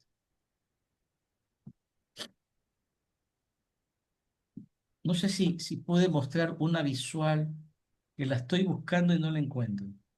No sé dónde está. Bueno, esta ya es la parte final. Se me pasó esa visión. No pude verla. No sé dónde está. Déjenme ver dónde está. Que la capturé. Regáleme un segundo. Gracias. Que quiera mostrarle una vista. No está aquí. No está aquí. No está aquí. Bueno, hemos avanzado. Ahora sí vamos a terminar con esto, mis hermanos. No puedo fallar porque hicimos el contrato del verdadero mensajero, ¿no es cierto? Ahora vamos a ver el contraste del pueblo de Dios, ¿no? Y cuál es la aplicación para nosotros. ¿Cuáles son esos aspectos que se detectan y que hay que tener mucho cuidado? Porque este libro es un reflejo, es algo reflectivo que tenemos que mirarlo para tener mucho cuidado. Vamos a mirar eso, con eso acabaremos y vamos a hacer una retroalimentación con usted, ¿no? Yo les mandé una tarea personal, que todavía tienen tiempo para entregarla, ¿no? Es muy importante para aprobar la materia. Entonces, quiero que ustedes la revisen, la hagan con calma, no estamos apurados, pero háganla. Eso es en un día lo pueden hacer, ¿no? Examinando el libro, mirando todas las diapositivas y ver, hablando a usted, ¿no? Ahí está la pregunta, yo se las envié, están en la tarea. Sé que va a ser enriquecedora. Esto no es para mí, es para que ustedes puedan tener una retroalimentación y puedan aplicar un poquito y buscar ese cambio, ¿no? Porque en cada estudio buscamos hacer un pequeño cambio, algo importante en nuestra vida, que no sea solo teoría, ¿no? Sino que sea práctica. Bueno, primero vamos a ver el impacto en el liderazgo actual y en la iglesia. Vamos a ver ese paralelismo, ¿no? El impacto, por supuesto, de lo que nos enseña Jeremías. Ya, primero. Vamos a ver el primer tema, que son los, los seis aspectos de pecado que vimos, ¿no? Seis aspectos del enfoque del libro de Jeremías. Primero fue la idolatría, ¿no? O sea, ¿cuáles son las manifestaciones actuales? Priorizar el éxito ministerial por sobre la presencia de Dios, ¿no? O sea, hoy día queremos tener una gran iglesia, una gran pantalla, pero no importa cómo sea, sustituyendo la presencia de Dios. Adorar la tecnología, la fama en lugar del servicio humilde, ¿no? Estoy hablando ya de la idolatría moderna, pues, ¿no? Buscar la aprobación humana antes que la divina. Convertir los templos y programas en fines en sí mismos. El fin no es eso, es llevar a la gente a conocer a Cristo. Reconocer de los recursos materiales que de la fe misma, ¿no? Competencia entre ministerios por reconocimiento. Son manifestaciones actuales de la idolatría moderna. Vamos a ver sobre el liderazgo, ¿no? El líder cristiano debe examinar qué ocupa el primer lugar en su corazón, porque la idolatría moderna no tiene forma de estatua, sino de ego, poder y vanidad espiritual. El llamado de Jeremías nos invita a volver a la adoración genuina del Dios vivo, no a sus símbolos y a sus tradiciones y costumbres, ¿no?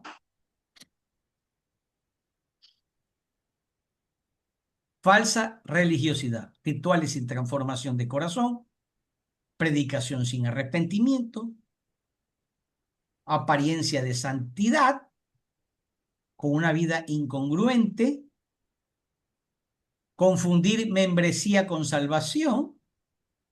Hay muchos membretados, pero pocos salvos. Ministerios centrados en la forma y no en el fondo. Paz, paz, paz, prosperidad, prosperidad, todo bien, todo bien. Pero la realidad no hay obediencia ni disciplina espiritual. Jeremías anunció la religión vacía. Hoy día la iglesia debe evitar las apariencias y volver a la auténtica comunión con Cristo. Vivimos de apariencia.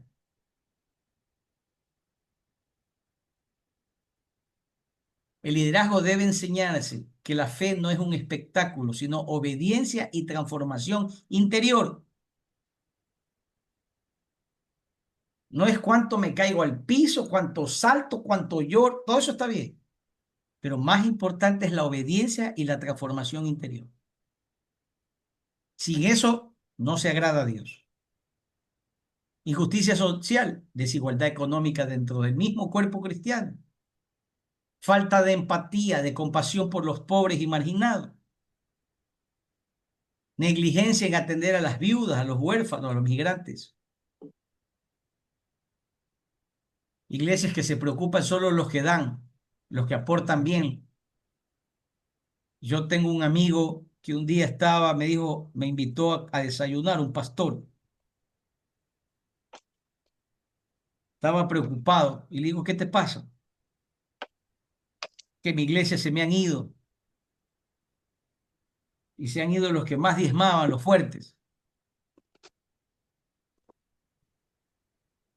Entonces vino esa palabra de inspiración porque yo no soy nadie. Y yo le dije, no importa, que se vayan todos los que se tienen que ir, porque Dios te va a traer los que tienen que venir. Y Dios no te va a desamparar. Y si se van 10 chequeras, Dios te va a mandar 100 chequeras. Hablando en términos, ¿no? Antes se usaba mucho, ahora se hace transferencia, pero estamos hablando de hace algunos años. Es una iglesia que tenía como 4.000 miembros, se le fueron casi 2.500 miembros de los que más aportaban. ¿Por qué? No voy a hablar sobre eso. Pero yo le dije a mi amigo, tú eres un buen hombre de Dios. Tú no tienes que preocuparte. Si se van 100, vendrán 1.000. Si se van 10, vendrán 20, lo que sea. Ahorita el hombre está como pez en el agua. Ya no me llama, ya ni me invita a tomar café, ya se olvidó de este pobre, humilde servidor. Uso de la autoridad espiritual para controlar y oprimir. Eso lo vemos a diario.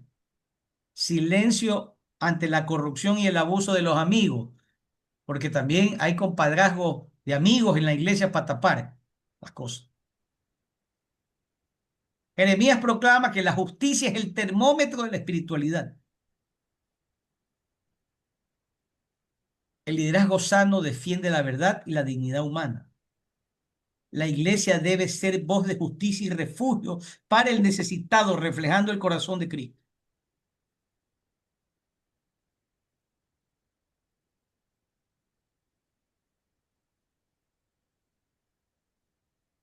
Es que es increíble que veamos a un hermano que está pasando, que está casi, que no tiene ni para comer, que no hagamos algo para ayudarlo a que consiga un trabajo, para esforzarnos, para ayudarlo a que trabaje. No, no se trata de darle las cosas materiales, hay que ayudarlo a que él pueda ganarse sus recursos por sí mismo. Terminamos con la última. El rechazo a Dios y la creación de ídolos. Sustituir la oración por estrategias humanas. Ya algunos desconfían del poder de Dios. Dicen que el Espíritu Santo está, pero ya no le creen mucho que sana, salva y tiene poder. Enseñar un evangelio sin cruz ni compromiso. Idolatrar líderes carismáticos o influencers cristianos. Hay influencers. Ya ahorita ya no son profetas algunos, ahora son influencers. Cada día es una cosa, pero rechazan la corrección y disciplina espiritual. Como Israel, muchos han cambiado la verdad por la conveniencia.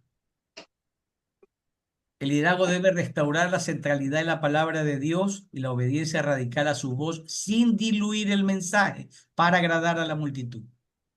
Corrupción y falta de integridad. Manipular la palabra, encubrir los pecados y el abuso. Autoritarismo, liderazgo sin servicio y sin humildad. Ahora todos quieren ser capitanes, todos quieren ser generales, ya nadie quiere servir las mesas. Un indicador, un KPI, dirían hoy día los directores de proyectos, los KPI, que son indicadores que nos muestran el progreso, el desarrollo o la eficiencia de algo, debe ser el servicio y la humildad de esa persona. Ese debe ser la mayor, el mayor indicador para un servidor. Transparencia en el liderazgo para humildad, rendición de cuentas, servicio sacrificado. Por eso que el pastor es algo que uno tiene que, el pastor es sacrificado, hermano. La autoridad espiritual se valida con el carácter, no con el título. ¡Es que yo soy el pastor! No, no, no. Falsa seguridad, que aquí hay algunas cosas. Termino.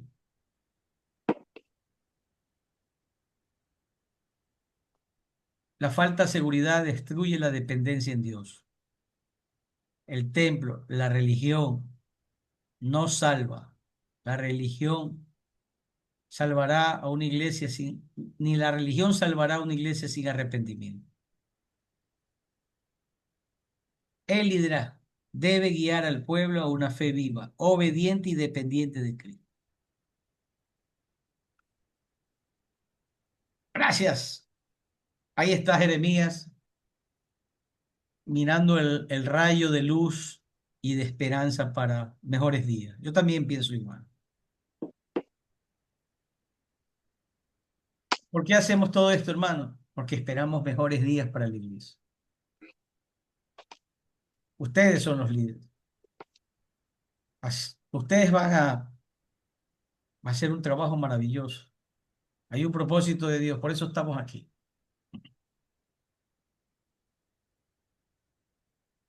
Algunas reflexiones sobre la clase.